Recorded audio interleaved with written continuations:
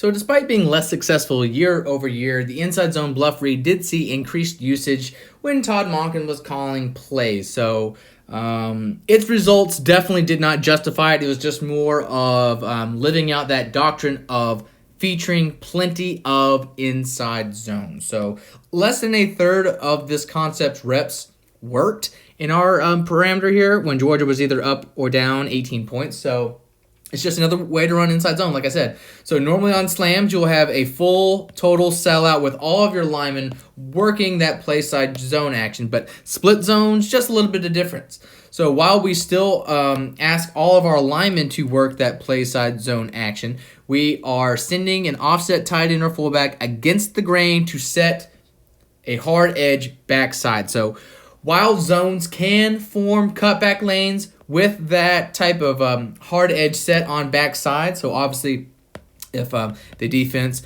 outmaneuvers us and prevents us from reaching them play side, we are basically forced to just hard edge set them. So with them hard edge setting and funneling everything inside, eventually our running back's going to find no room to run with everything else occupied. But if we get at least one guy sealed and everyone else walled off, well, basically that starts off our brand new hole. And that's kind of what happens by default on split zone. So there is our hard edge set no matter what. So even if the defense does completely over pursue with all of our 5 linemen blocking play side, well, we can just wall them off and our new hole is there on the backside. So it's kind of similar what happens on this play.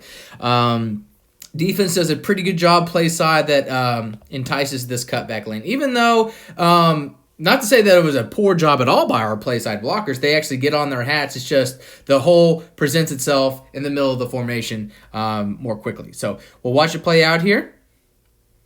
Again, we're all 5 working this way with the series of combo blocks, and our tight end is firing against the grain. But this is a read option at the end of the day. This guy, had he flowed with the zone flow and taken himself out the gap, well, then our tight end is wrapping around space and basically becoming a personal protector for our quarterback should he have chosen to keep it. But since he maintains his gap integrity, it's pretty much going to be a pretty easy give for Bennett here. So,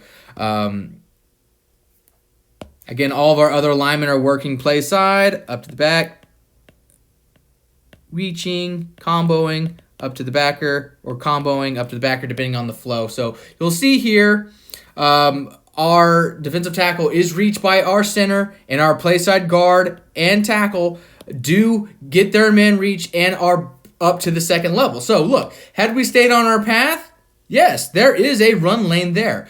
But White just recognizes, because of how the defensive front was basically pre-aligned that way, it looks like we had a 5 technique, a 3 technique, and a shade, where it would kind of muddle this zone exchange.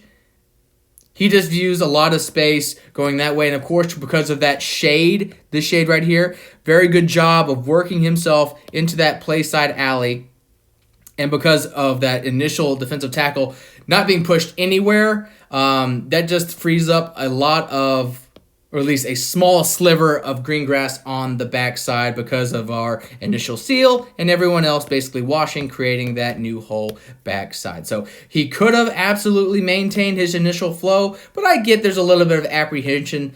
Say that linebacker was a little bit more aggressive and attacked the edge quicker. I'm not so sure the combos would have won, but they eventually do. Still, very good vision from our back to cut up inside and race for an explosive gain. But overall, with only a 31.8% success rate, it bears wondering why this concept saw the second most share among all of Georgia's run concepts.